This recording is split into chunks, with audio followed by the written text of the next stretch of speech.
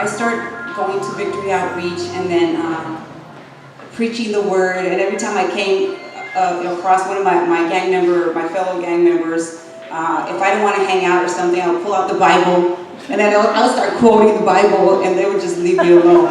So they started trying to get away from me. Oh, here she comes again with that Bible shit again, you know.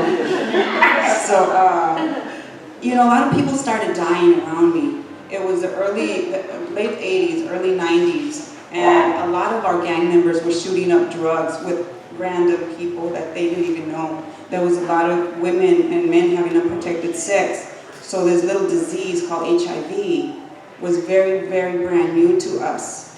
My best friend died of HIV. She was pregnant. She had a baby in her belly, and she died. Another best friend died injecting drugs into her veins. She died by herself in a hotel room with the needle stuck in her veins.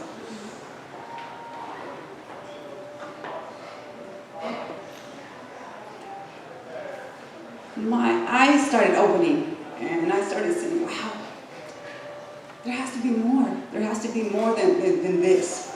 Why am I here? Growing up, I questioned everything. Questioned my dad, my mom, why the boys got to sit around in the living room while all the women were in the kitchen. So you talk about feminists, I would go in there and put my little leg up and, it's not fair that the men are always over here enjoying everything and the women are always in the kitchen, cooking, cleaning, doing everything. And, you know, I always got told to shut up, questioned every single thing. My mom would say, if you don't go to church, if you don't believe in God, you're going to go to hell. And I was like, oh my gosh, well, I need to go to church. I can quote the Bible back and forth. I can close my eyes and recite the Padre Nuestro, Ave Maria, and all that. We were at church Saturdays and Sundays. My mom was a devout Catholic.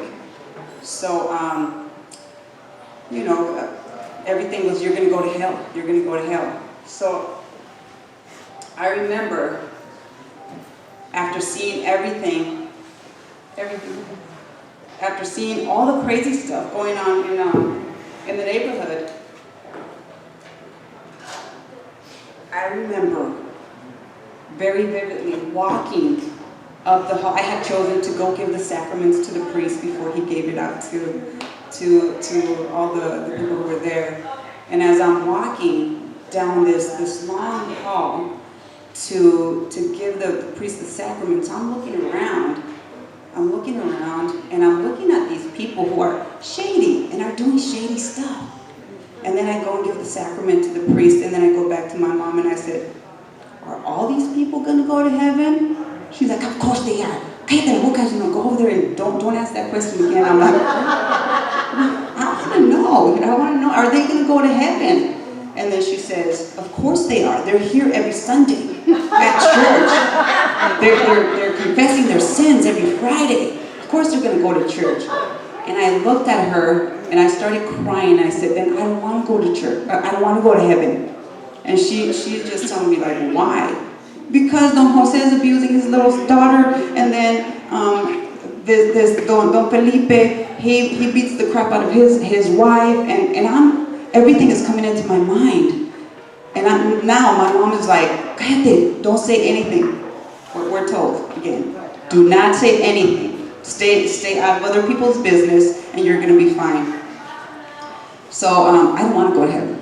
I said, if all these people are going to go to heaven, if I'm going to be there with them in heaven for eternity, I don't want to go. I'm sorry. I'd rather go try something else. Anyways, just questioned every single thing, you know. Early 90s, everything starts changing. I start getting a little bit of consciousness knocked into my head. You know, mentors come from all over the place. I had a nice fellow by the name of Kenneth Hahn see me and pull me out of the crowd one day. He was working with the gangs in the West Side in Culver City. He pulls me out of the crowd and he asked me, what is it that attracts me to the gang life? And do I ever see myself being a leader? And I just thought he just wants to say something stupid and make me feel stupid in front of all these people. So I just look at him and I don't answer him. I'm just like, whatever. And he's like, no, come here. I'm not gonna, I promise, this isn't like a trick thing. You know, I just want to know what do you see yourself doing in 1 year and 5 years? So I want your honest answer. And I said, I don't even think I'm gonna live past tomorrow. I live in the projects. You know, I live in the projects. I'm from the hood. There's gang wars going on right now. There's HIV. There's drugs. There's all these things. So how dare you ask me what I see myself doing it 1 year from now? I see myself not here. So he just, his look was like, wow, you know, and I just said, just leave me alone, okay? And he said, okay. I had no idea who this guy was. This is Kenneth Hahn. I have no idea. I'm just like, this is one dude that wants to embarrass me in front of all these people. So after everybody leaves, he goes back to me and he's like, come here. I just want to tell you that you are a leader already. You just need to own it. You need to step into the light. You are going to make changes, and I'm going to hear about you in the news one day. And this is this guy, you know. I'm like, okay, whatever, crazy man. This man did not leave me alone. He brought in another guy, and he invited me to lunch with somebody called Wally Marks, who owned the Helms building, the Helms Lock, actually, in Culver City. And here I am sitting with these very wealthy people, and they're trying to help me become better and become a leader. And I'm rejecting them, and I'm telling them, you guys are crazy, you're dumb. You guys are dumb. I'm not a leader. I'm just a knucklehead from the neighborhood. How do you identify me as a leader? They must have saw something in me. A year later, a lot of people were getting killed in Culver City. There was a gang wars between Venice and Culver City. And again, a lot of people started dying. Another one was my best friend. She had 2 little girls and she was pregnant. The bullet, drive-by bullet, hit her right in the stomach, killed her baby, killed her. So I get angry and I start saying, man, they're probably right. I need to do something about it. You know, what can I do as a human being, as a female? What can I do to tell these people that gang life is not it? We are living in a false reality, because in reality we're going to have to want jobs one day. We're going to want to have families one day. We're going to want to have a house one day. And our record is going to follow us for the rest of our lives. What we're dying for, that piece of property with the imaginary boundaries, doesn't even belong to us. You know what I found out? I found out that Harry Culver, who we killed for, who we died for, was a slave owner. And he was one of the most racist people. And why are we carrying his name, his legacy? Why are we dying for him? So consciousness, I started going to the Mecha meetings. I went to Loyola on top of, in Marina del Rey, Playa del Rey over there. I didn't go there, I worked there. But I used to sneak off in my breaks, and I used to go join the Mecha meetings, and I would just sit there like, try to act like I belonged. I got so much history that I didn't know about my own people working at Loyola, at the restaurant. So I start getting, these people start planting these seeds, and all of a sudden, they're talking about, we're down for the raza, we're doing this, we're gonna do this, we're gonna do that, we're down for all the raza. So then one day I said, well, why don't you guys come down to the projects? And maybe you guys can talk to the youth there. They're like, oh no, we're not going there. And I'm like, okay, wait. You just said, I just heard you say that you're down for your raza, your race. What race are you talking about? Are you talking about the race that makes all the money and has all the money? Or are you talking about, you're not talking about the kids in the projects that are dying? Oh, we can't go there, people are killing each other. Exactly. So it's your job to go down there and plant some seeds. Let them know that this is not right. how to get into college. And it was the most amazing thing that happened. Just this transformation. These two men pulled me out of that fog, that fake world that I was living in. And they saw something in me that just caught their attention. So we start doing this, and I said, okay, thank you for lying to all these people, for lying to yourself. You have just wasted a very good lunchtime. I'm gone. So I go back to work at the cafeteria, and here they come, one by one. Well, we may not be able to help you as, the Mecha group, but individually, I want to come help you. They start coming to help. They start coming to the Resident Service Center at the housing projects. And before you know it, we start a mentoring program. And we start asking Ruth Galanter, who was the mayor at the time, we start learning how to organize through these mecha groups, how to organize and how to ask for stuff that we need. We needed childcare in the projects. Got signatures, went to Ruth Galanter, got it. We needed charter school in the projects. Started organizing, got signatures, got the families involved, got the priests involved, the churches involved. Went to Ruth Galanter, we got it. We wanted a handball court. Something as silly. Probably the older guys said they're getting everything they want, so we might as well, jump on the bandwagon. We got handball courts. So I'm saying this just to show you how planting seeds, people that are hopeless like me, that didn't see a future, you plant that seed, you be the change you wish to see in the world, which is cliche, but it's so true, so true.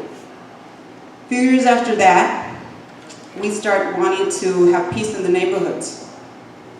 I was selected by 400 gang members from 4 different gangs, Venice, Hotel, Culver City, and Santa Monica, to be the spokesperson for them to have peace.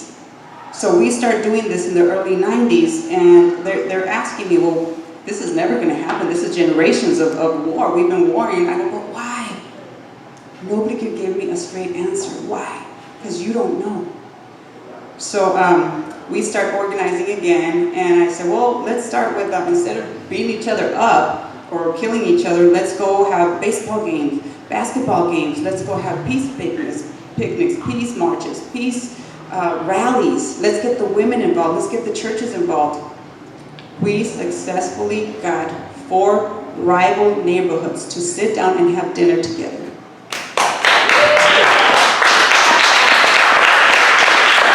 There's some amazing pictures of these gang members in a room like this at the Red Lion. Nobody wanted to give us an opportunity. They're like, you're crazy. We're not going to bring gang members into our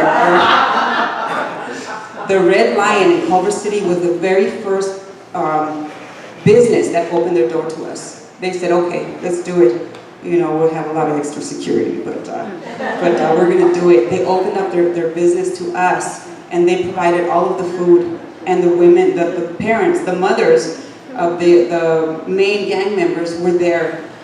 So I knew if we got the mothers together, and if we got the priests together, nothing was going to happen, pop off, or whatever the young generation says now. Nothing was going to pop off. So it was one of the most beautiful things. Worked a lot with the neighborhoods there. 94, I moved to Long Beach. Long Beach embraced me with open arms, and I will never forget how they made me feel. And I will never ever leave Long Beach as long as I have a breath in my life. I love Long Beach. And I was listening to Michelle's reading the poem, the scriptures that she had, and I remember not only organizing the male gang members, but then the females started going crazy, so we needed to organize them too. And I remember them writing a little poem, and I'm going to end with that, and it just said, we're women warriors, and we're on a conscious mission, so take a step back, because we've made our decision. Oh yeah, we're taking over with pride and precision. And when we're through, there'll be no more division. Our children are dying. Our mothers are crying. They're sedating themselves in sorrow because in their eyes they see no tomorrow. Why, oh why, must our females die? Working a 9 to 5, bringing home the bacon, and still trying to get half of the American pie. Thank you.